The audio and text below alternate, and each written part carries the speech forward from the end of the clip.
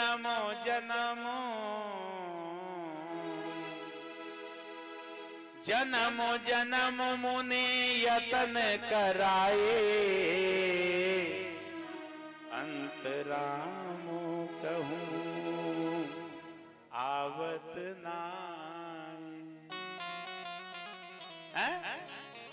जन्मा जन्म ऋषि मुनि तपस्या कर करके मर जाते, लेकिन भगवान नहीं मिलते, कल्याण नहीं होता।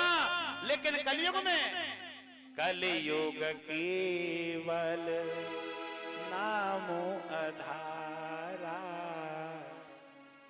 कलयुग केवल नामो अधारा, कलयुग केवल नाम अधारा।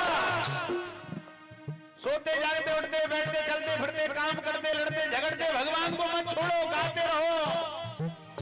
कलयुग केवल नाम अधारा, कलयुग केवल नाम अधारा,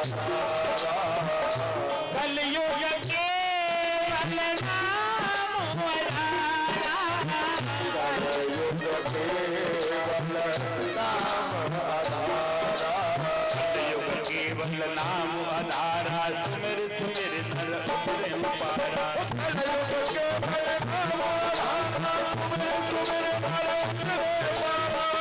अब फालतू मत बैठो। श्री राम जय राम जय जय राम, श्री राम जय राम जय राम, श्री राम जय राम जय राम, श्री राम जय राम जय राम, श्री राम जय राम जय जय राम, श्री राम जय राम जय जय राम, श्री राम जय राम जय जय राम, श्री राम जय राम जय जय राम, श्री राम जय राम जय जय राम, श्री राम जय राम जय जय राम, श्री राम जय राम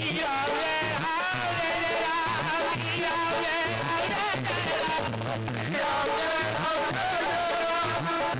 जय राम, श्री राम जय राम जय जय राम, श्री राम जय राम जय जय राम, श्री राम जय राम जय जय राम, श्री राम जय राम जय जय राम, श्री राम जय राम जय जय राम, श्री राम जय राम जय जय राम, श्री राम जय राम जय जय राम, श्री राम जय राम जय जय राम, श्री राम जय राम जय जय राम।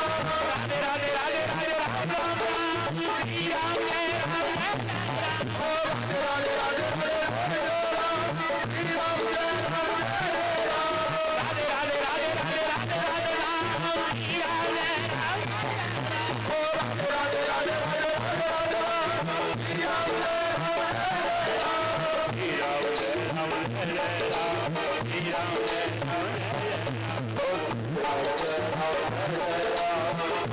जय राम जय जय राम, कौन कौन सी मैया पढ़ी लिखी ना है, हाथ उठा के बताओ। कौन कौन सी मैया पढ़ी लिखी नहीं है? बेइज्जती ना आ रही तुम्हारी कि हम पता पड़ जाएगी पूरे गांव में कि हम अनपढ़ हैं? सब एमए पास हैं जितनी बैठी हैं, एक अनपढ़ ना। हाँ, जो मैया पढ़ी लिखी नहीं है उसके लिए सबसे बड़ा मंत्र है श्री राम जय जय राम, राधे श्याम। इससे ही मुक्त हो जाएगा, भगवान मिल जाएगा। हाँ, ये महामंत्र है। सुबह उठते ही तुम गुनगुनाना शुरू कर दो। घर वाले उठे तो जब उठे जब श्री राम जय राम का नाम तुम्हारा पहुंच जाए उनके कानों में, सवेरे चिल्लाना मत शुरू कर दो कि मर गए सवेरे घर के भैंसे कहूँ सामने सानी ना दइए भाई, इतना कह करके मत जगाओ। श्री राम जय जय राम। हाँ, ऐसा करो, बड़ा आनंद आएगा। हाँ, आज उसी समय कहने लगे कि तुम्हें रहने के लिए हम जगह अवश्य देंगे, तुम तो बहुत अच्छे हैं।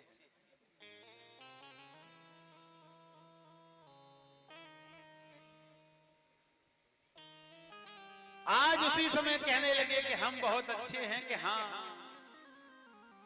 रहने के लिए जगह दे दो। कि सुनो, अब राजा परिचित कहां कहां जगह दे रहे हैं, ध्यान से सुनना। कि जहां जुआ होता हो वहां अपना स्थान ग्रहण कर लो। कहां? जहां जुआ होता हो। आज लाए मोटरसाइकिल 1 लाख की, जुआ में हार गए 60,000 रुपया की। हाँ, ऐसी जगह जाकर के विश्राम करो। पहला दूसरा जो मदरा पीता हो, शराब पीता हो, पत्नी बैठी है कि 50 रुपया दे दे तो सब्जी आ जाए, वो 100 रुपए की दारू पी के लट देवे तैयार खड़ा है दरवाजे पे, है? ऐसी जगह विश्राम करो। तीसरा, वेश्या के जहां तन का व्यापार करती हो स्त्री, वहां विश्राम करो। चौथा, सब्जी की जगह मांस का और सेवन जो व्यक्ति करता हो वहां जाकर के विश्राम करो। तुम्हें ये 4 जगह रहने के लिए दी। राजा परीक्षित के इतने शब्द सुन के और कलयुग की गर्दन नीचे दुखी हो गया। क्यों दुखी है? कि मेरा परिवार बहुत बड़ा है, इतनी जगह में गुजारा नहीं होगा। अच्छा कि हाँ, कि कोई झूठ बोले उसकी जिब्या पे बैठ जाओ, हैं? अच्छा, झूठ बोलने वाले भी ऐसे ही हैं, 1 सेकंड में तुम्हारी कसम सिर पे हाथ। मैं उनसे कहता हूं हाथ ऐसे घुमा के अपनी तरफ ले जाओ, सामने नहीं। हाँ, जो झूठ बोले उसकी जिब्या पे बैठ जाओ, जो किसी से बैर करे उसके घर में प्रवेश कर जाओ, और जो अधर्म की कमाई से कमाया हुआ सिंगार मतलब सोना ग्रहण करे उस सोने में वास करो। तुम्हें 7 जगह रहने के लिए दे दी। कलयुग प्रसन्न हो गए, 7 जगह मिल गई, अपने स्थान के लिए चल दी। और जब अपने स्थान के लिए चल दिए और चलने के बाद में क्या किया कि राजा परीक्षित जब घर पहुंचे कहने लगे, मेरे बाबा अर्जुन कहते थे तुम्हारी कितनी भी इच्छा हो लेकिन सोने के मुकुट को ग्रहण मत करना, आज मैं सोने के मुकुट को ग्रहण करके जाऊंगा। जीवन में विशेष ध्यान रखो भैया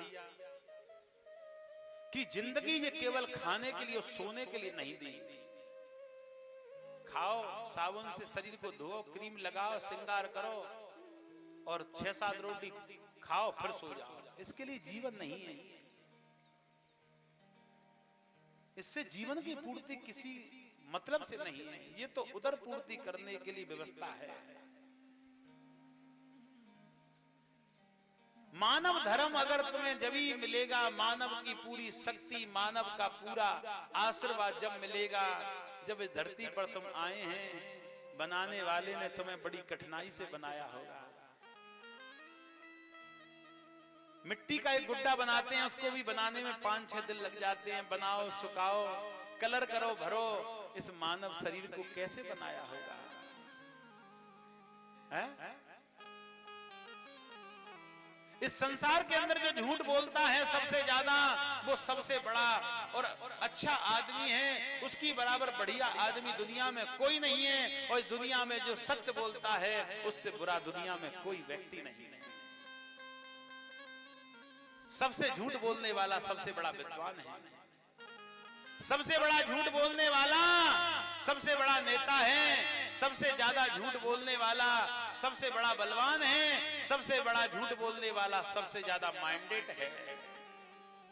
और सत्य बोलने वाला अगर कहे भैया ये बात ऐसी नहीं है, तो झूठा व्यक्ति उसे अपने शब्दों की झूठ से उसे दबा देगा और सत्य व्यक्ति को शांत कर देगा। लेकिन ध्यान रखना, सत्य झुक नहीं सकता, सत्य परेशान हो सकता है। बोली वृंदावन बिहारी लाल। कुछ दिन के लिए सत्य परेशान हो सकता है लेकिन झुक नहीं सकता।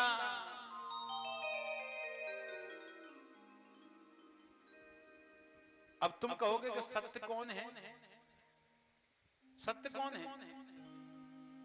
सत्य प्रणाम सदाशिव लिंगम कूकत चंदन लेपत लिंगम। ये मैं नहीं कह रहा हूं, शिव जी कह रहे मैं हूं सत्य। सत्य प्रणाम, तुम मुझे प्रणाम मत करो, तुम सत्य को प्रणाम करो। सत्य प्रणाम सदाशिव लिंगम कूकत चंदन लेपत लिंगम। शिव जी का सबसे प्रथम पूजा का मंत्र, इसमें शिव जी ने यही बताया है कि मैं सत्य हूं और कुछ नहीं हूं। बोली वृंदावन बिहारी लाल। और जो असत्य में चलता है वो उसमें मैं नहीं रहता, और जो सत्य में चलता है उसमें मैं हूं। आज उसी समय ध्यान से सुनना, इतना सब कुछ होते हुए राजा परीक्षित ने अगले दिन सोने का मुकुट पहन लिया और सोने का मुकुट पहन करके जब बियाबान जंगल की ओर चलने लगे तो बियाबान जंगल में जाकर के क्या किया कि बियाबान जंगल में जाकर के और जब उनको प्यास लगी तो वो समीक मुनि के आश्रम पर पहुंचे। समीक मुनि नेत्र बंद करके भगवान की भक्ति में लीन थे। एक बात कह दूं, जो भगवान की भक्ति में लीन हो जाता है वो अपने शरीर तक को भूल जाता है। बोली वृंदावन बिहारी लाल। राजा परीक्षित की बुद्धि का विनाश हो गया। जब अधर्म करने लग जाते हैं तो हमारी क्या होता है, इंद्रियां होती हैं अंदर, इंद्री नार झरोका नाना, सुर बैठे वहां कर कर थाना। इंद्री होती है वो ज्ञान इंद्री सो जाती है और अज्ञान इंद्री का और जागृति हो जाती है। जब ज्ञान इंद्री की जागृति होती है तो वो व्यक्ति गलत कार्य करने लग जाता है। बोली वृंदावन बिहारी लाल।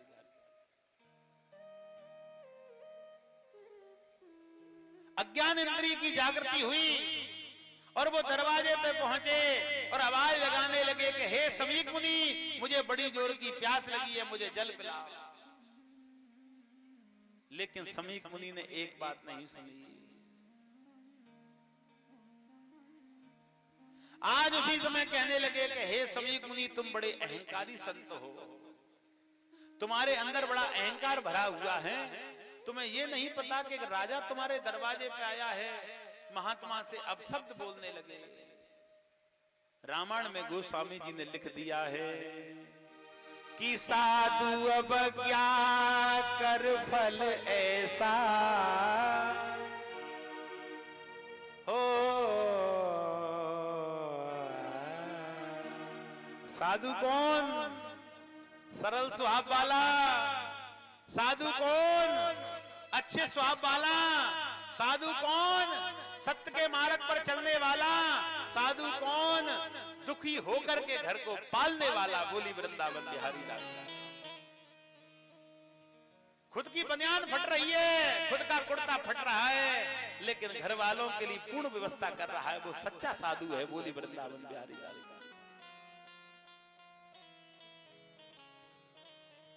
साधु अब क्या कर फल ऐसा और जरहु नगर अनाथ कर जैसा। जरहु नगर अनाथ कर जैसा।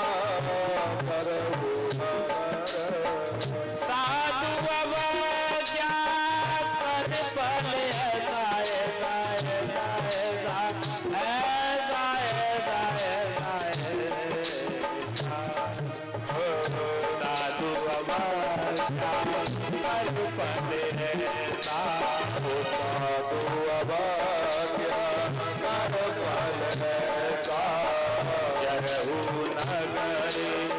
अनाथ कर देता।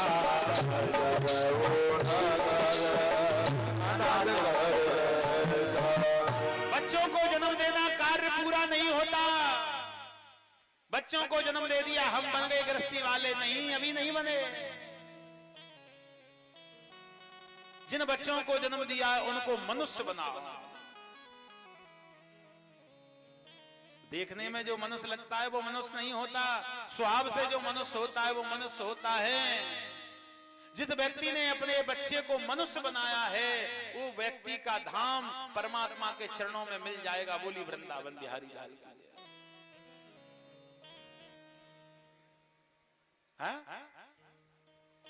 ऐसा मत करो तुम अपनी मस्ती में मस्त हैं, बेटी अपनी में मस्ती में मस्त है, बेटा अपनी मस्ती में मस्त है, सभी घर में मस्ती में मस्त हैं और सभी अधर्म पर निकल रहे हैं। तुम्हें क्या है? तुमने कह दी हमने तो जन्म दे दिया, हमें क्या मतलब? अरे भैया, तुम्हें ही तो मतलब है, और मतलब किसको होगा? है? जिस जीव को तुमने जन्म दिया और जीव को तुम ऐसा मनुष्य बना दो, फिर तुम कहीं भी चले आना, फिर वो राक्षस कभी नहीं बन सकता। अगर एक बार तुमने मनुष्य बना दिया। बोली वृंदावन बिहारी लाल। और अगर एक बार तुमने बचपन में उसे राक्षस बना दिया तो वो मनुष्य भी कभी नहीं बनेगा। बोली वृंदावन बिहारी लाल। किसी सज्जन ने पूछा कि ये मनुष्य है कौन? मैंने कहा कि मनुष्य है छोटा पौधा, और छोटे पौधे को हमको कब तक संभालना है, जब तक उस पौधे को हिलाने से वो ज्यादा नीचे नहीं झुकता। उस पौधे की एक शाखा निकली, उस शाखा को मैंने पकड़ के मोड़ दिया, वो उधर ही मुड़ती हुई चली जाएगी। उस शाखा को मैंने टेढ़े वृक्ष को सीधा करके किसी एक खंभे से उस वृक्ष को बांध दिया, वो शाखा सीधी जाएगी। मेरे कहने का तात्पर्य है हर प्रकार हर जीव गृहस्थी में रहने वाले जिन संतानों को हमने जन्म दिया है उनको हम मनुष्य बना करके छोड़ेंगे, ये हमारा संकल्प है। और इसी संकल्प के द्वारा हमें भगवान ने इस धरती पर भेजा है। बोली वृंदावन बिहारी लाल की। आज राजा परीक्षित को क्रोध आया। राजा परीक्षित ने और गले में मरा हुआ सर्प डाल दिया, गले में मरा हुआ सर्प डाल दिया और मरा हुआ सर्प डाल करके अपमान कर दिया। किसका? समीक मुनि का अपमान कर दिया। और घर के लिए राजा परीक्षित महल में आ गए। छोटे छोटे बच्चों ने, समीक मुनि के पुत्र का नाम है श्रृंगी ऋषि। क्या नाम है? श्रृंगी ऋषि। 17 वर्ष की अवस्था है। श्रृंगी ऋषि से कह दिया कि हे श्रृंगी ऋषि, तेरे पिता का अपमान कर दिया। कि किसने? कि राजा परीक्षित ने। श्रृंगी ऋषि ने नदी का जल हाथ में कोस की नदी का उठाया और कहने लगे, मैं श्राप देता हूं, जिसने मेरे पिता को और मानो अपमान किया है वो 7 दिन बाद में उसकी मृत्यु हो जाएगी, ऐसा उसने श्राप दे दिया। राजा परीक्षित को पता पड़ी कि हमको श्राप लग गया। राजा परीक्षित ने सभी महल के चौकीदार, सभी महल के पहरेदार, मंत्री, अपनी पत्नी नवलदेई से कहा कि हे नवलदे, अब हम जंगल जाएंगे। कि क्यों? अब हमारा नजदीक आ गया मृत्यु का समय। कि क्यों? बताओ तो सही। कि आज हमने एक संत का अपमान कर दिया और संत के पुत्र ने, श्रृंगी ऋषि ने हमें श्राप दे दिया कि 7 दिन बाद मर जाओगे, इसलिए हमें बियाबान जंगल में और गंगा किनारे जाना है, वहीं 7 दिन भजन करेंगे और अपनी गंगा किनारे जाकर के मृत्यु करेंगे। बोली वृंदावन बिहारी लाल की।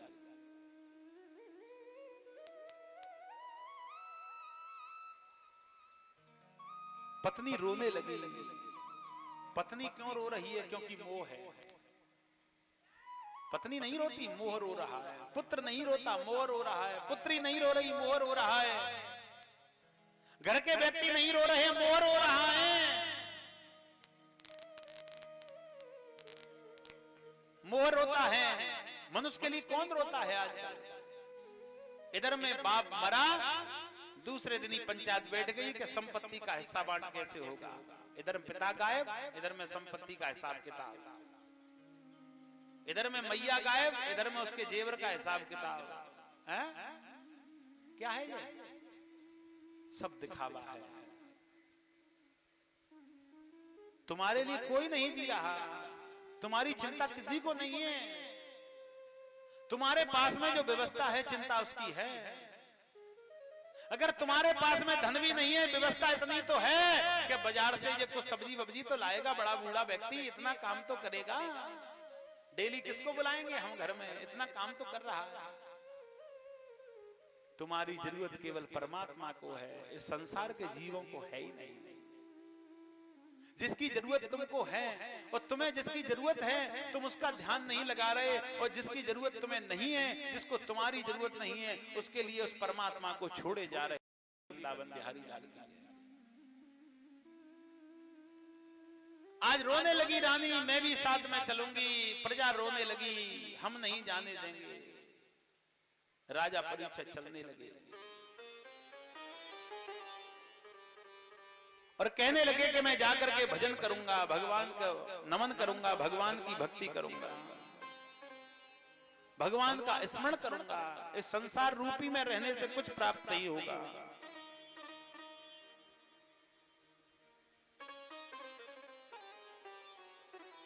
आज उसी समय वो चलने लगे बियाबान जंगल में। संतों को पता पड़ी कि राजा परीक्षित को 7 दिन बाद मरना होगा।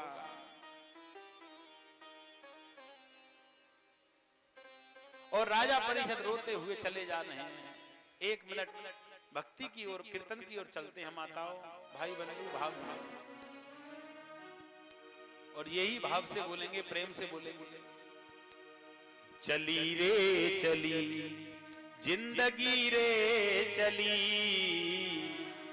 चली रे चली जिंदगी रे चली, सुनी हो गई रे गोविंद की गली। जिंदगी चली सुनी हो गई रे गोविंद की गली।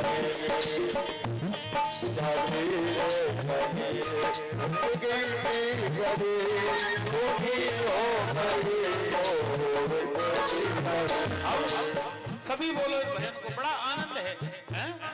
चली रे चली डोली सज के चली, सुनी हो गई रे गोविंद की डोली सज के चली, सुनी हो गई रे गोविंद की गली।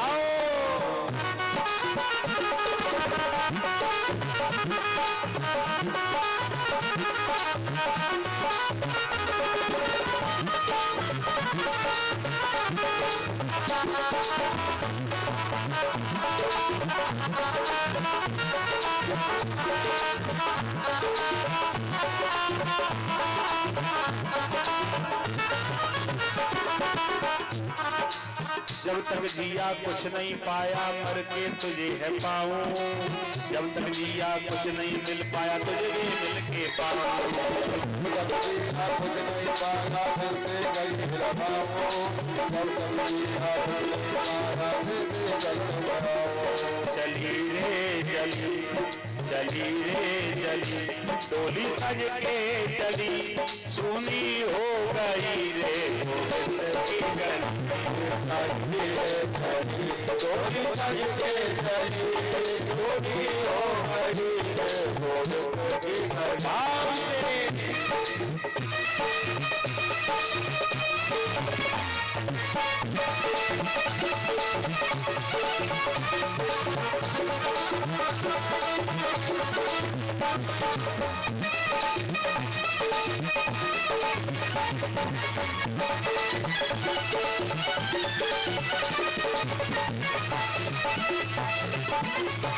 भैया मर जाएंगे, घर वाले पड़ोसी रोने लग जाएंगे, रिश्तेदारों को फोन कर दिया जाएगा कि फलाना व्यक्ति मर गया, रिश्तेदार भी रोते हुए आएंगे, गले मिलके रोएंगे।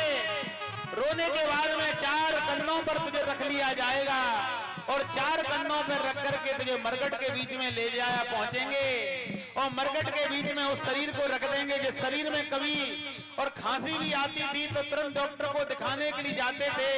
आज उस शरीर को जला करके भस्म कर देंगे। क्यों? क्योंकि इस शरीर का कोई महत्व नहीं है। इस परमात्मा परम पिता परमेश्वर का महत्व है। जितनी तूने भक्ति करी वो ही मिलेगा, अन्यथा कुछ नहीं मिलेगा। तो चली रे चली डोली सज के चली, सुनी हो गई रे गोविंद की गली। डोली सज के चली, सुनी हो गई रे गोविंद की गली। भक्तों के मन में ऐसी, भक्तों के मन में ऐसी मची खलबली, भक्तों के मन में ऐसी मची खलबली, सुनी हो गई रे गोविंद की गली। भक्तों के मन में ऐसी मची खलबली, सुनी हो गई रे गोविंद की गली।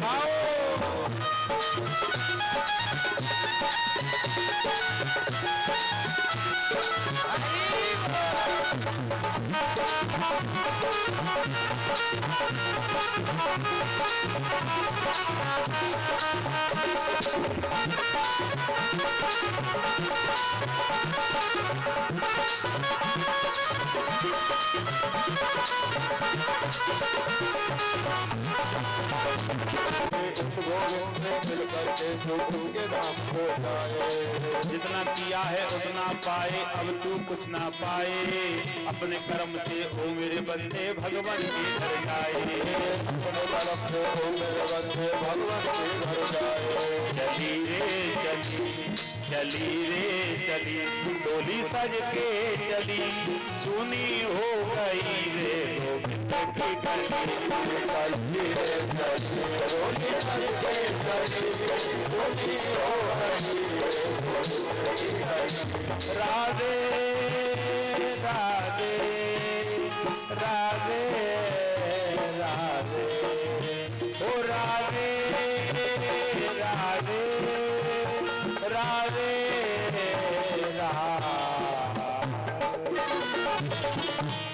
उनसे दान कराऊं। कोई कोई कहने लगे कि राजा परीक्षित के हाथों से विद्वानों की सेवा कराऊं, कोई कोई कहने लगा कि राजा परीक्षित के हाथों से गुरुजनों की सेवा कराऊं, कोई कोई संत कहने लगा कि राजा परीक्षित के हाथों से और तपस्या करवा दो। संत कहने लगे 7 दिन है केवल, कोई ज्यादा थोड़ी नहीं है। 7 दिन में कितनी तपस्या कर लेंगे, 7 दिन में कितना दान कर लेंगे, 7 दिन में कितनी यज्ञ कर लेंगे। भैया कुछ नहीं हो सकता। कोई कोई संत कहने लगे कि इनके हाथों से शिव पुराण करा दो। ध्यान से सुनना, शिव पुराण कितने दिन का होता है? 41 दिन का। कितने दिन का? 41 दिन, और दिन है केवल 7। कोई कोई कहने लगा कि रामचरितमानस की कथा सुना दो। कहने लगे रामचरितमानस की कथा 9 दिन के अंदर होती है और दिन है केवल 7। कोई कोई संत कहने लगा कि राम जी की कथा नहीं सुना सकते, तो इनको एक काम करो, देवी भागवत सुना दो, कि देवी भागवत होती है 9 दिन में और दिन है 7। क्या करें? सारे संत कहने लगे कि इनको श्रीमद् भागवत की कथा सुना दो। बोली वृंदावन बिहारी लाल की। श्रीमद् भागवत की कथा के हाँ, आहा, संतों के मन में ऐसा उल्लास हुआ, संतों के मन में ऐसी खुशी हुई, हमारे बीच में श्रीमद् भागवत कथा सुनाई जाएगी कि हाँ, कि राजा परीक्षित के द्वारा हम भी सुन पाएंगे। बड़े सौभाग्यशाली हैं। चलो व्यास जी को बुला के लाएं। अब व्यास जी ऐसे तो आएंगे नहीं, निवेदन करना पड़ेगा। और व्यास जी केवल एक ही हैं। अब तो सब व्यास हैं, जहां तुम देखो वहीं व्यास हैं। हाँ, लेकिन जब एक ही व्यास है, व्यास जी के पास में पहुंचे और कई व्यास जी नमन करते, हम संत लोग। अरे अरे संत लोग कैसे? अब मैं तो धन्य हो गया। आओ संत लोग, क्या चाहिए? कहने लगे कि हम कुछ लेने के लिए नहीं, तुम्हें ले जाने के लिए आए हैं। कि क्यों? कि तुम श्रीमद् भागवत की कथा हमको सुनाओ। व्यास जी बड़े प्रसन्न हुए कि मैं संतों को कथा सुनाऊंगा। कि हाँ, तैयारी कर ली व्यास जी ने। 2-4 कदम चले। ये बताओ कथा सुनानी किसको है? मुख्य कौन है? कि परीक्षित। कहने लगे कि ऐसे व्यक्ति को हम कथा नहीं सुनाएंगे। कि क्यों? कि जिसने संत के गले में मरा हुआ सर्प डाल के उसका अपमान किया हो, हम ऐसे को कथा नहीं सुनाएंगे। वापस लौट गए व्यास जी। ध्यान से सुनना। सभी संतों के बीच में नारद जी पधारे। नारद जी पधारे। नारद जी को देख करके दुखी। नारद जी कहने लगे दुखी क्यों हैं? कि व्यास जी ने मना कर दिया आने की। नारद जी कहने लगे तुम पागल हो क्या? सबके सब तैयारी करो, हम व्यास जी को लेने के लिए जाते हैं। कहने लगे इतने सारे संत लेकर के नहीं आए, तुम बड़े ले आओगे? कि तुम तैयारी करो, हम अभी व्यास जी को लाते हैं। प्रसाद 1 घंटे बाद। ठीक है, बैठ। हाँ,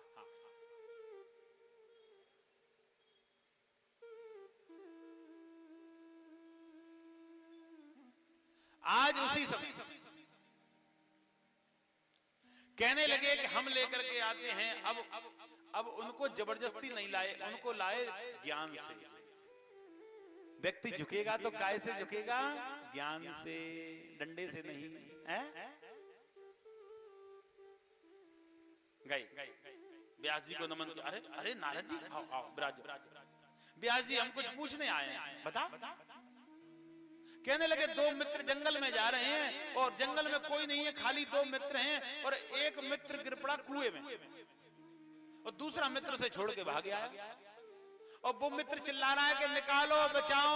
उस जंगल में कोई नहीं है दूसरा बचाने वाला, वो ही था, वो ही भाग आया। तो उसके मृत्यु का पाप किसको लगेगा? कि तुम नहीं जानते, जो उसे छोड़ के भाग के आया है उसे लगेगा। अगर कोई और होता वहां बचाने वाला तो उसे नहीं लगता। नारद जी खड़े हो गए। ठीक है, राजा परीक्षित को नरक मिलेगा तो सबसे पहले आप ही मिलोगे नरक में। कि क्यों? कि व्यास जी कोई और नहीं है, केवल तुम है, और तुमने भी भागवत की मना कर दिया, उसे जाना नरक में, तुम पहले ही वहां तैयार मिलोगे। तो व्यास जी आगे ही आगे चलने लगे। बोली वृंदावन बिहारी लाल की जय। आगे ही आगे मन की जो भावना है ना। अच्छा एक बात बताओ, कोई कोई व्यक्ति मुझसे कहता है, कई जगह मैंने कहा मैं तुम एक माला डेली जपा करो, और मैं आपको सत्य बताऊंगा मेरे शिष्यों के बच्चे भी माला जपते हैं, चाहे वो 10, 12, 13 साल के हों। अब माला जपने से होता क्या है? माला जपने से पहले तो ध्यान जो है ना, वो ध्यान अपना स्थान ग्रहण कर लेता है। सबसे पहला काम है ध्यान का। 24 घंटे के अगर अंदर हमने 10 मिनट भी ध्यान को एकांत स्थान दे दिया, और एकांत स्थान पर जब ध्यान एकांत स्थान पर आएगा और हम जप रहे हैं राम राम कर जो भी जप रहे हैं, तो उस ध्यान का पूरा श्रेय उस मंत्र पे जाएगा। और जितनी बार उस मंत्र को हम जपेंगे, वो किससे जपेंगे? संसार से मन को भटका करके उसी दाने पर ध्यान दे करके, उससे हमें ज्ञान की प्राप्ति होगी। बोली वृंदावन बिहारी लाल। अच्छा उससे लाभ क्या होगा? अब ये भी सुनो, यंग बच्चे ये सुने कि लाभ उससे ये होगा कि यंग बच्चों के अंदर बुद्धि की तीव्रता बढ़ेगी, और क्रोध शांत होगा। यंग बच्चों के लिए ये काम करेगा जब बुद्धि तीव्र होगी। जिसकी बुद्धि तीव्र होगी उसे विद्या मिलेगी, और विद्या मिलेगी उसे ज्ञान मिलेगा, और ज्ञान मिलेगा तो उसे भोजन की आगे चल के व्यवस्था अच्छी हो जाएगी, है ना। तो यंग बच्चों को तो ये व्यवस्था मिलेगी। अच्छा जिनकी शादी हो गई उसको क्या मिलेगा? माला जपने से उनको माला जपने से ये मिलेगा कि जो बच्चे हमारे परिवार में जन्म लेने वाले हमारे द्वारा,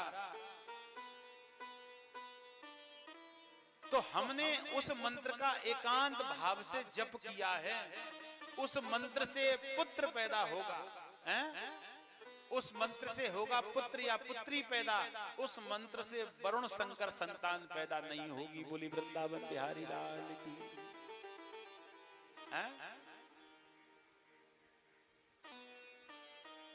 और हमारी बुद्धि के अंदर तीव्रता बढ़ेगी। अच्छा बुजुर्गों को क्या मिलेगा? ध्यान से सुनना। बुजुर्गों को यह मिलेगा कि उस माला जप करने से सबसे पहले तो मन की शक्ति बढ़ जाएगी, और सबसे पहले क्रोध का अंत हो जाएगा, और द्वितीय जब हमारी मृत्यु होगी तो उस समय बिना कष्टों के मृत्यु हो जाएगी। बोली वृंदावन बिहारी लाल। कष्टों से मृत्यु नहीं होगी कि चारपाई पे लघु संख्या, चारपाई पे मलमूत्र, उस सिस्टम से, उस परेशानी से बच जाएंगे, और मृत्यु सही और समय पर होगी और बिना कष्टों के होगी। तो तीनों व्यक्तियों के लिए माला जप का यह कर्तव्य है, इसको आप कर हैं? अच्छा एक चीज और ध्यान रखें। अब आती है बात कि बच्चे पढ़ने में ध्यान ज्यादा है, तो वो माला जप न करें तो वो कम से कम 21 बार किसी भी मंत्र का धारण करके और उस मंत्र का जाप करें, उस मंत्र से भी तीव्रता बढ़ेगी। बोली वृंदावन बिहारी लाल की जय। भागवत कथा के अंदर अनेकों ज्ञान। आज उसी समय श्री व्यास जी को लेकर के आए, व्यास की बनाई गद्दी, और अब प्रवचन की तैयारी इधर में। अब मैं आपको ले चल रहा हूं सुखदेव जी के पास में कि सुखदेव जी कहां से आए। सबसे महत्वपूर्ण कथा आज की, श्री सुखदेव जी कहां से आए और श्री सुखदेव जी अंश किसका है, ये ध्यान से सुनो। एक बार भगवान श्री कृष्ण से राधा कहने लगी कि प्रभु संसार कहता है कि कृष्ण और राधा में बहुत प्रेम है, लेकिन मुझे कोई संतान नहीं है। भगवान कृष्ण कहने लगे कैसी बात करती हो, संतान की हमें क्या आवश्यकता, हमारा तो सच्चा प्रेम है ना, कि नहीं हमें एक संतान चाहिए। भगवान कहने लगे कृष्ण और राधा के इस शरीर से नहीं हम संतान उत्पन्न करेंगे। कि फिर कि दूसरा शरीर धारण करना पड़ेगा। ठीक है, दोनों ने क्या किया, कबूतर कबूतरनी का रूप धारण करके एक पर्वत पर पहुंचे, वहां कुछ समय रहे, वहां एक अंडे को जन्म दिया और अंडे को छोड़ करके और वो उस समय और वापस भाग गया ब्रज में। भागवत शास्त्र ये कह रहा है कि वो अंडा बहुत समय तक पड़ा रहा उसी पहाड़ की कंदराओं में। इसी बीच में एक दिन माता पार्वती के मन में ध्यान आया कि सारे देवता कहते हैं कि अमर कथा सुनने से हृदय में अनेक प्रकार की शांति मिलती है, तो आज मैं शिवजी से कहूंगी कि तुम अपने मुखारविंद से स्वयं मुझे अमर कथा सुनाओ। शंकर जी आए, माता पार्वती कहने लगी मुझे आज आपसे पहली बार कुछ चाहिए कि बताओ कि हमें अमर कथा सुननी है, वो भी आपके मुखारविंद से। शंकर प्रसन्न हुए, मेरी पत्नी अमर कथा, चलो। उसी अमरनाथ पर्वत जिसे बोलते हैं उस पर्वत पर पहुंचे और वहां जाकर के शिवजी ने 3 बार ताली बजाई। पहली ताली में कही कि जहां से पशु पक्षी भाग जाए। दूसरी ताली में बोला यहां से नर नारी सब चले जाएं। तीसरी ताली में बोला कि वृक्ष भी अपना कान बंद कर लें, वृक्ष भी यहां से चले जाएं और मैं कथा सुनाने के लिए तैयार हूं। कथा की तैयारी, अमर कथा। माता पार्वती से कहा कि तुम सो मत जाना, हुकरा भरती रहना कि ठीक है। कथा की प्रारंभी हुई, नेत्र बंद कर लिए शिवजी ने, थोड़ी सी कथा शुरू हुई, जब तक फूट गया वो अंडा, उसमें से बच्चा निकला। बच्चे ने सुना हूं हूं की आवाज आ रही है, माता तो सो गई और बच्चा हूं हूं करने लगा। बोली वृंदावन बिहारी लाल। परीक्षित परेशान होंगे बैठे बैठे। हाँ,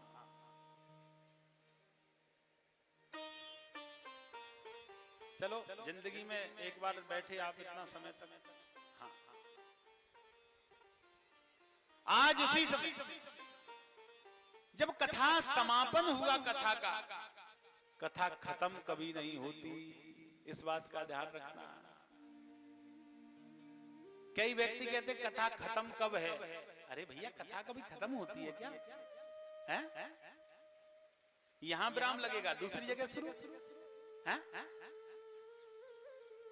कथा का समापन हुआ, माता को जगाया, ये तो सो गई, लेकिन हूं की आवाज बालक करने लगा। शंकर भगवान त्रिशूल हाथ में लेकर के दौड़े।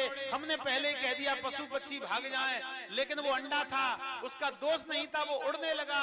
शिवजी उसके पीछे दौड़ने लगे और वो उड़ते उड़ते इतना घबराने लगा कि व्यास जी की पत्नी थी, वो मुंह फाड़ के जब जमाई ली, उनके मुखारविंद में प्रवेश किया और गर्भ में जाकर के बैठ गया। बोली वृंदावन बिहारी लाल जय। इस कथा में कई कथा को सुनने आते हैं, कई कथा में ज्ञान लेने आए हैं, कई कथा में अपने दुख को दूर करने के लिए आए हैं, कई कथा में रसपान का ग्रहण करने के लिए आए हैं, कई कथा में व्यवस्था देखने के लिए आए हैं, कई कथा में काम बिगाड़ने के लिए भी आएंगे, कई कथा में बनाने के लिए भी आएंगे, कई इस भागवत में केवल व्यवस्था देखने आएंगे, कई इस भागवत के अंदर अनेकों बातें करने के लिए पहुंचेंगे, क्योंकि ये एक मेला है।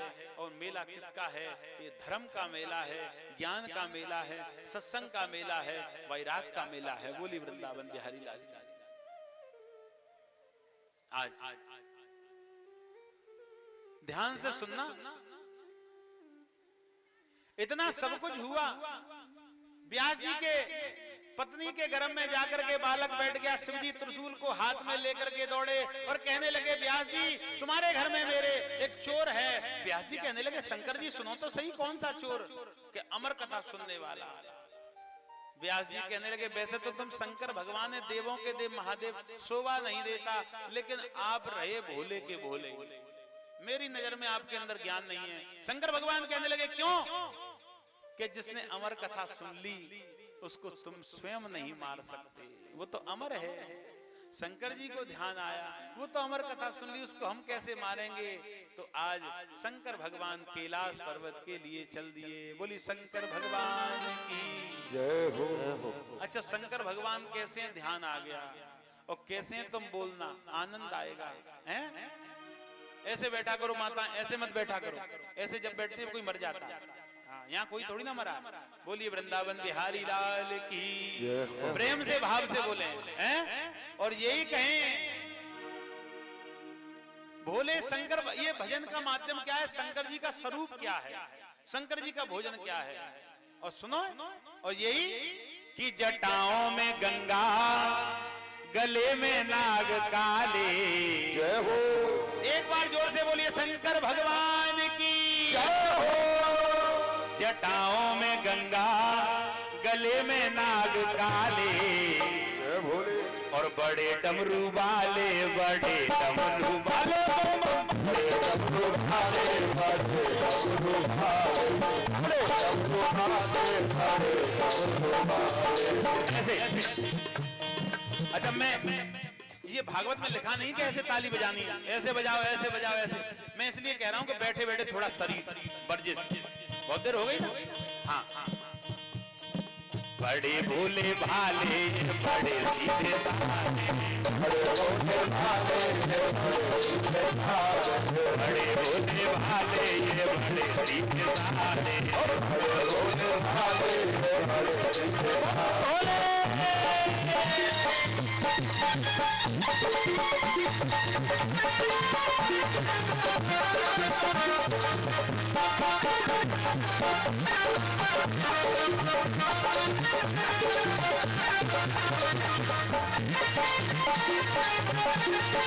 आनंद है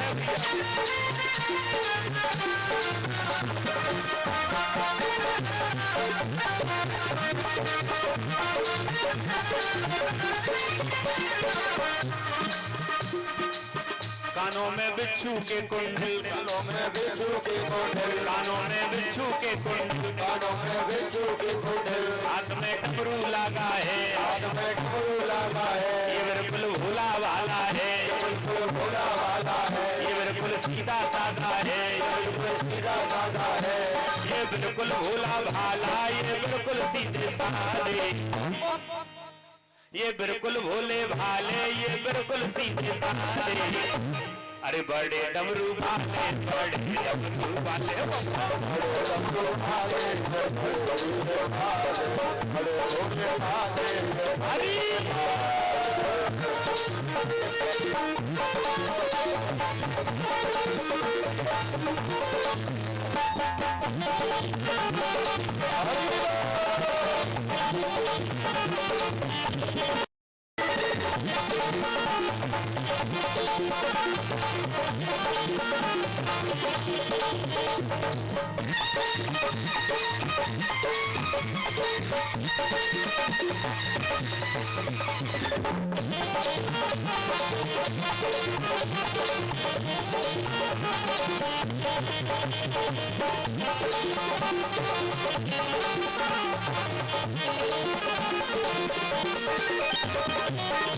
और गले में नाग रहते हैं, गले में नाग रहते हैं, नंदी पे चलने वाले हैं, नदी पे चलने वाले हैं। गले में नाग रहते हैं, गले में नाग रहते हैं, नंदी पे चलने वाले हैं, नदी पे चलने वाले हैं। ये कैसे भोले वाले हैं, कैसे भोले वाले हैं। ये कैसे सीधे साधे भोले वाले, बिल्कुल सीधे हैं, कैसे सीधे साधे हैं। ये कैसे भोले वाले हैं, कैसे भोले वाले हैं। ये कैसे भोले भाले, ये कैसे सीधे साधे। अरे बड़े डमरू भाले, बड़े डमरू वाले, बड़े डमरू वाले, बड़े डमरू वाले, बड़े डमरू वाले, बड़े डमरू वाले। बड़े डमरू वाले, बड़े डमरू वाले। बोलिए शंकर भगवान की जय हो।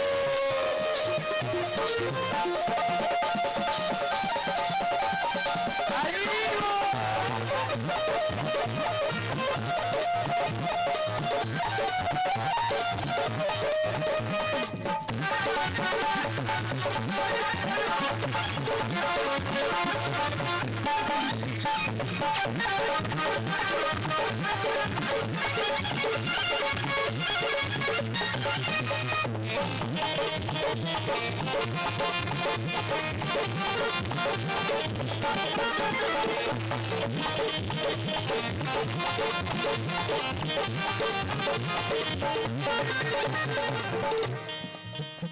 में गंगा बहती है, जटाओं में गंगा बहती है, अपनी शरीर पे लगाते हैं, शरीर पे लगाते हैं। जटाओं में गंगा गंगा गंगा गंगा गंगा बहती है, जटाओं में गंगा बहती है, अपनी शरीर पे लगाते हैं, शरीर पे लगाते हैं। ये बिल्कुल सीधे साधे हैं, बिल्कुल सीधे साधे हैं, ये बिल्कुल भूले भाले सीधे साधे भूले भाले हैं, बिल्कुल सीधे साधे हैं, बिल्कुल भूले भाले हैं, बिल्कुल भोले वाले हैं। ये बिल्कुल भोले भाले, ये बिल्कुल सीधे साधे गाँव भावते बड़े भोले भाले, ये बड़े सीधे साधे। जटाओं में गंगा गंगा जय गंगा गंगा जय गंगा जय गंगा गंगा गंगा, जटाओं में गंगा गले में नाग। अरे बड़े भोले भाले, बड़े सीधे साधे, बड़े भोले भाले जय सीधे साधे, बड़े भोले भाले जय बड़े सीधे साधे, बड़े भोले भाले जय बड़े सीधे साधे, बड़े भोले भाले जय बड़े सीधे साधे, बड़े भोले भाले जय बड़े सीधे साधे, बड़े भोले भाले जय बड़े सीधे साधे, बड़े भोले भाले जय बड़े सीधे साधे, बड़े भोले भाले जय बड़े सीधे साधे। अब कहिए शंकर भगवान की। आज उसी समय शंकर भगवान कैलाश पर्वत के लिए चले गए। इधर में 33 कोट देवताओं को पता पड़ी और 33 कोट देवता कहने लगे कि हमें आज चल करके और अमर कथा सुनने वाले बालक से प्रार्थना करनी होगी। ध्यान से सुनना, इस कथा का महत्व क्या है। 33 कोट देवता आए और प्रार्थना करने लगे कि व्यास रानी के गर्भ से निकल करके हमें अमर कथा सुनाओ। आकाशवाणी हुई कि हे 33 कोट देवता, अपने अपने स्थान के लिए जाओ। जब मेरे गर्भ से निकलने का समय होगा तो मैं सबको श्रीमद् भागवत अमर कथा सुनाऊंगा। इधर में लौट गए सारे देवता। समय पूर्ण हुआ, व्यास रानी के गर्भ से निकले। सुखदेव जी नाल को कंधे पर रख लिया। जो नाल होता है ना बच्चे का, वो कटा नहीं उन्होंने, और मानो कंधे पर रखा और कंधे पर रख करके चल दिए। और सामने कौन बैठे हैं? उनके पिता व्यास जी। माता के गर्भ में रहे इसलिए वो व्यास जी पिता माने गए। लेकिन कथा के माध्यम से तो आपने सुन ही लिया। न तो वो व्यास जी से बोले, न किसी से राम राम किया, न किसी से नमन किया, सीधे बियाबान जंगल की ओर चले गए। व्यास जी कहने लगे ये कैसा बालक पैदा हुआ है, न किसी से नमन न किसी से कुछ बोला, सीधा जंगल के लिए। क्यों? क्योंकि वो श्री सुखदेव जी थे, ज्ञान का भंडार था। वो संसार को एक समान समझ करके, और वो केवल ईश्वर से मन लगाने वाले सुखदेव थे। और वो चले गए। व्यास की गद्दी जब मिली तो व्यास की गद्दी को उसी नाल को कंधे पर रख करके सीधे जाके स्थान ग्रहण कर लिया। वहां कुछ संतों ने और अपना विचार और बीच में रख दिया। बीच में विचार क्या रखा कि जब बालक का जन्म होता है तो उस समय सोवड़ लग जाती है, और जब बालक का जन्म होता है तो सोवड़ लग जाती, उस समय पूजा भजन घर में नहीं होता है? ये बालक कैसा पैदा हुआ है कि जो कि सीधा आकर के व्यास की गद्दी पर बैठ गया। बोली वृंदावन बिहारी लाल की। संतों ने कहा कि इस समय सोवड़ सूतंग नहीं लगते क्या? क्या बात है? विद्वान संत तो शांत रहे, लेकिन व्यास जी कहने लगे तुम्हारे भ्रम को दूर मैं करूंगा। कि क्यों? कि सोवड़ सूतंग तो लगते हैं कब? जब नाल कटता है, और जब तक नाल नहीं कटता जब तक सोवड़ और सूतंग नहीं लगता। बोली वृंदावन बिहारी लाल की। व्यास की गद्दी पर बैठ गए और व्यास की गद्दी पर बैठ करके सबसे पहले ध्यान से सुने क्या कहा कि हे राजन, तुम अपने आसन को जीतो। मैं तुम्हें कथा बाद में सुनाऊंगा, पहले तुम्हारे आसन को मजबूत कर लो। जिस व्यक्ति ने आसन को मजबूत नहीं किया वो कथा को सुनने योग्य नहीं है?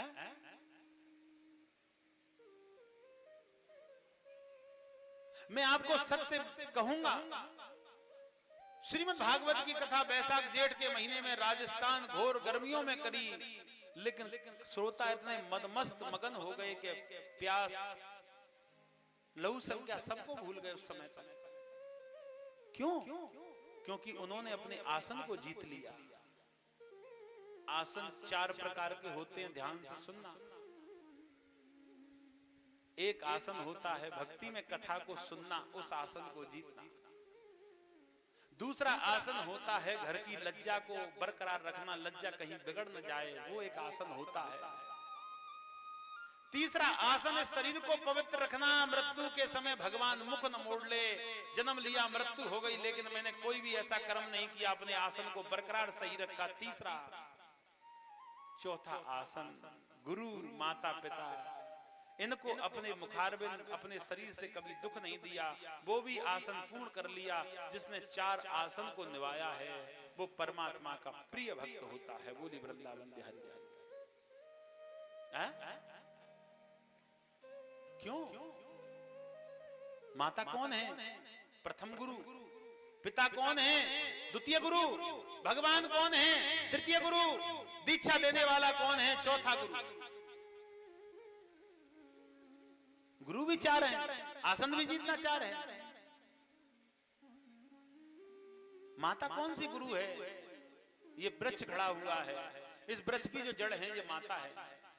ये वृक्ष किस पे खड़ा हुआ है? जड़ों पर। ये बीच वाली जो मोटी पीड़ है ये जड़ों पर टिकी हुई है, और ऊपर की जितने छोटी छोटी शाखाएं निकल रही हैं वो इस वृक्ष की मोटी वाली पीड़ पर टिकी हुई हैं। पिता ये पीड़ है, इसमें हजारों शाखाएं निकल रही हैं, वो ईश्वर है। हरि अनंत, हरि कथा अनंता। और इसमें जो मुख्य फल मिलेगा लास्ट में वो गुरु है। बोली वृंदावन बिहारी लाल। क्यों? पिता से माता 100 गुनी, पिता से माता 100 गुनी, और करती सुत से प्यार, माता से हर 100 गुना। पिता से माता 100 गुनी और करती सुत से प्यार,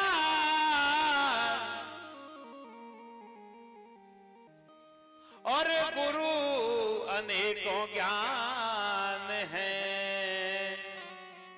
जो देता ज्ञान अपार।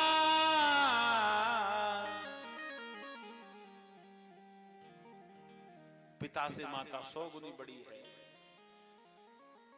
पिता से भगवान 100 गुना बड़ा है। जड़ काट देंगे, वृक्ष किस पे खड़ा होगा? पीड़ काट देंगे, शाखा किस पे खड़ी होगी? शाखाएं काट देंगे, फल काय में आएगा?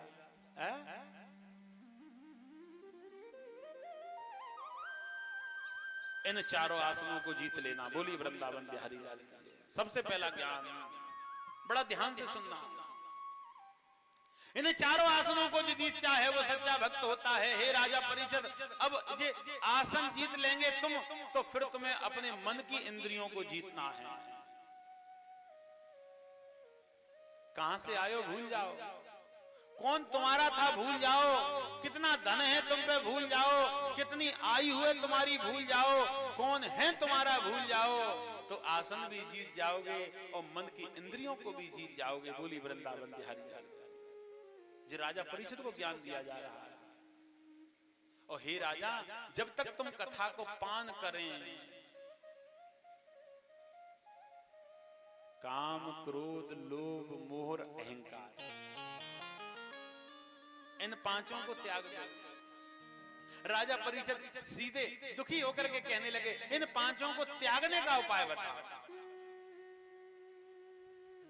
सारी चीजों को तो मैं नहीं त्याग पाऊंगा एक बार में। कोई ऐसा एक उपाय है जिससे ये सब त्याग जाए कि हाँ तुम अहंकार को त्याग दो। अहंकार को त्यागने से काम वासना समाप्त हो जाती है, अहंकार को त्यागने से क्रोध समाप्त हो जाता है, अहंकार को त्यागने से मोह समाप्त हो जाता है, और अहंकार को त्यागने से लोभ समाप्त हो जाता है। क्योंकि इन चारों का गुरु है अहंकार। जिसने गुरु को भगा दिया तो शिष्य तो अपने आप भाग जाएंगे। बोली वृंदावन बिहारी लाल। तो हे राजन, तुम अहंकार को त्याग दो। 7 दिन तक प्रभु की भक्ति के साथ में कथा का पान करो। जब कथा सुनने के लिए बैठे तो ओम नमो भगवते वासुदेवा का जाप करो। जाप करते समय ये संकल्प करो कि मैं बोल नहीं पाऊं, लेकिन ये जाप जब तक कथा चलती रहे, जब तक कंटिन्यूअस मेरे मन में चलना चाहिए। क्योंकि जो जाप करता है ओम नमो भगवते वासुदेवा का, उसके अंदर से 5 घंटे तक अपवित्रता दूर हो जाती है, 5 घंटे तक अज्ञानता दूर हो जाती है, 5 घंटे तक इंद्रियां अपना स्थान ले लेती हैं, और 5 घंटे तक आसन भी लग जाता है। बोली वृंदावन बिहारी लाल। राजा बड़े रो रहे हैं। संत कहते हैं राजा रोते क्यों हैं? कि मैं रोता तो इसलिए हूं कि मैं ही सौभाग्यशाली था जो कि हरि की चर्चा मेरे द्वारा इतने लोगों को सुनने के लिए मिलनी थी। हैं? हरि की चर्चा मेरे द्वारा सुनने के लिए मिलनी थी। ये संसार का क्या है?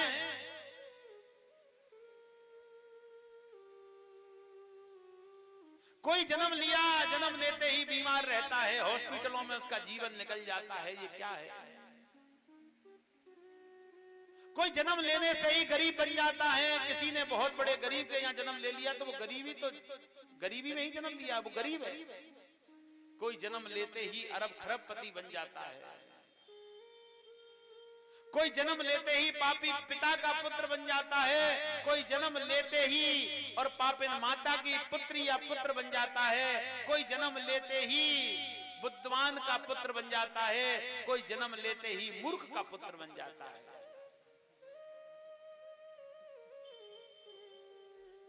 जन्म लेने वाले पुत्र के साथ में बहुत बड़ा कर्म आता है। जिसने जन्म लेते ही उसके परिवार के अंदर माता या पिता कोई भी विद्वान है, वो बड़ा सौभाग्यशाली है। उसे जन्म लेते ही विद्या मिल गई। किसी के घर में अनेक प्रकार से धन है, जन्म लेते ही उसके पास में इतना धन है, उसके ऊपर ईश्वर की बड़ी कृपा है। और कोई जन्म लेते ही दुष्ट के यहाँ, अज्ञानी के यहाँ जन्म ले लिया, उसने कर्म ठीक नहीं किया। जन्म लेते ही माता मर गई, माता का प्रेम उसने देख नहीं पाया, वो प्रेम से वंचित रह गया। जो माता के प्रेम से वंचित रह जाता है उसे 7 जन्म धारण कर ले फिर भी माता का प्रेम की पूर्ति नहीं हो पाती। बोली वृंदावन बिहारी लाल। हे राजन, तुम बड़े सौभाग्यशाली हो कि तुम्हें श्रीमद् भागवत कथा का आनंद मिल रहा है। राजा परिषद कहने लगे कि मुझे आनंद की परिभाषा बताओ, आनंद कौन है? आजकल तो लोग बागों को आनंद खाने में आ जाता है। पिज्जा में आनंद है, समोसे में आनंद है, इडली डोसा में आनंद है। आज हम गए रेस्टोरेंट, पिज्जा खाया, आनंद आ गया। बोलो पिज्जा में ही आनंद है? और भागवत शास्त्र कह रहे हैं कि आनंद कृष्ण है। आनंद कौन है? कृष्ण। और यहाँ पिज्जा में आनंद आ रहा है, पेटीज में आनंद आ रहा है, बर्गर में आनंद आ रहा है, चाउमीन में आनंद आ रहा है, मोमोस में आनंद आ रहा है। लोग बागों ने मोमोस तक वैल्यू कर दी आनंद की। वो आनंद कृष्ण है। भाई भागवत शास्त्र तो आनंद कृष्ण है। जब भागवत कथा ज्ञान की चर्चा होती है, वहां आनंद आता है, तो वहां कृष्ण कहते हैं मेरा केवल एक ही नाम है, आनंद। जहां आनंद नहीं आता वहां मैं नहीं आता। लोग बागों को आजकल रेस्टोरेंटों में आनंद आ रहा है। बोली वृंदावन बिहारी। लोग बाग ये नहीं कहते कि वो खा करके अच्छा लगा, आनंद आ गया। अरे राम राम, आनंद कृष्ण है। ऐसे कृष्ण की भक्ति आप लोग ग्रहण कर रहे हैं। तो हे राजा परीक्षित कहने लगे मुझे कौन कौन सी कथा सुनाई जाएगी अब 10-15 मिनट के बाद में, और लेंगे आपसे भी आज की कथा की विराम की विदाई, है ना।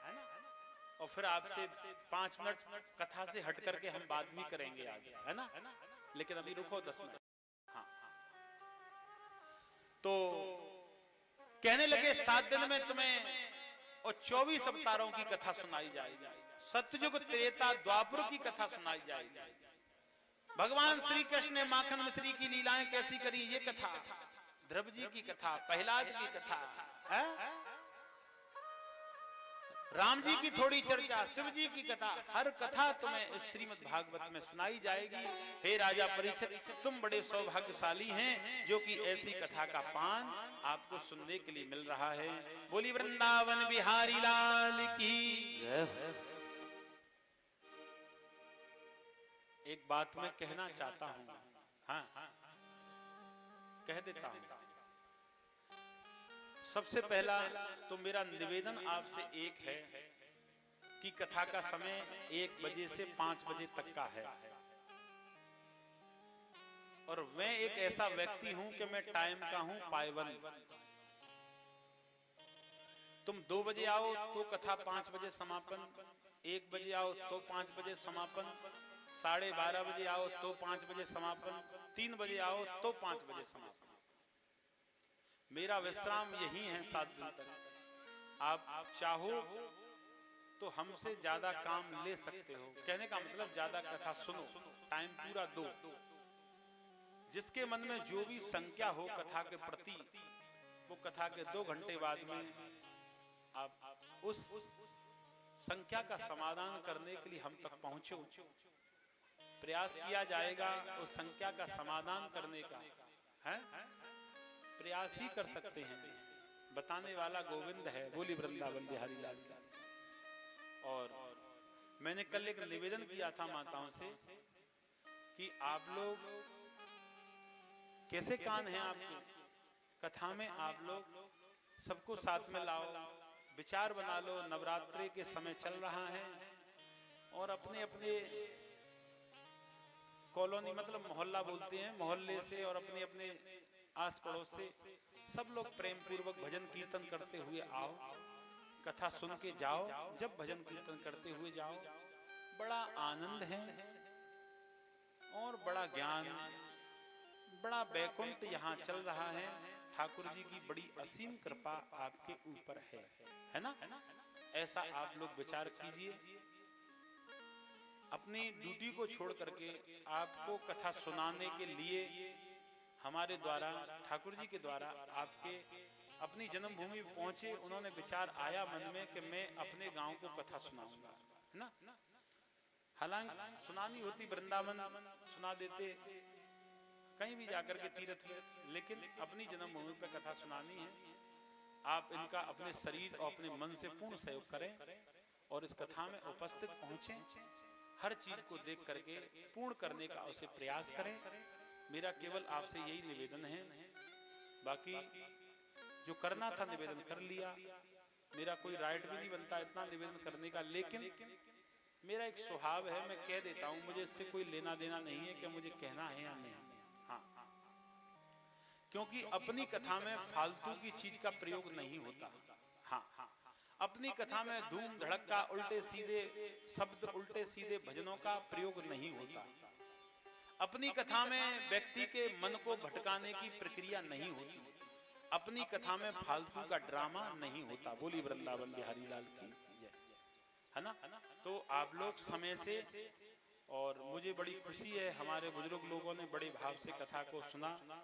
यंग अवस्था के लोग तो शायद एकाध और खड़े हो गए, लेकिन बुजुर्गों ने आसन को ग्रहण लगा के कथा सुना है। मुझे बड़ी खुशी होती है ऐसे व्यक्ति जब कथा का पान करते हैं प्रेम पूर्वक, है ना। तो श्री सुखदेव जी ने राजा परीक्षित से कहा कि हे राजन, आप कथा को सुनते समय अपने कानों को मत खोलिए। राजा परीक्षित कहने लगे, हे प्रभु, मैं कानों को नहीं खोलूंगा तो कथा सुनूंगा कैसे। कहने लगे कि हे राजन, ये श्रीमद् भागवत कथा ऐसी है कि तुम्हारे दो कानों से तुम सुन नहीं सकते। कि फिर कि कथा सुनते समय ईश्वर से प्रार्थना करो कि मेरे शरीर में जितने छिद्र हैं, मेरे शरीर में जितने छिद्र हैं वो कानों की तरह कानों की जगह ले लें और वो सारे छिद्र खुल जाएं और उन सारे छिद्रों से मैं श्रीमद् भागवत की कथा का पान करूं। बोली वृंदावन बिहारी लाल। ऐसा आप लोग और प्रयास करें और इस प्रकार से आप लोग कथा का पान करेंगे तो आपको कथा का आनंद ही आनंद प्रदान होगा। हे राजन, श्रीमद् भागवत की कथा का आप पान कर रहे हैं। आप सौभाग्यशाली इसलिए हैं कि आपके साथ में बड़े बड़े आयु वाले ऋषि, बड़ी बड़ी उम्र वाले ऋषि, बड़े बड़े तप वाले ऋषि कथा का पान कर रहे हैं। आपके पीछे जो बैठ करके कथा का पान कर रहे हैं वो सब संत हैं, महात्मा है, तपेश्वरी है, योगी है। राजा परीक्षित कहने लगे ये सब इन संतों की कृपा है। जिसके ऊपर संत और गुरु की कृपा हो जाती है उसका जीवन मंगल में हो जाता है। बोलिए वृंदावन बिहारी लाल की जय।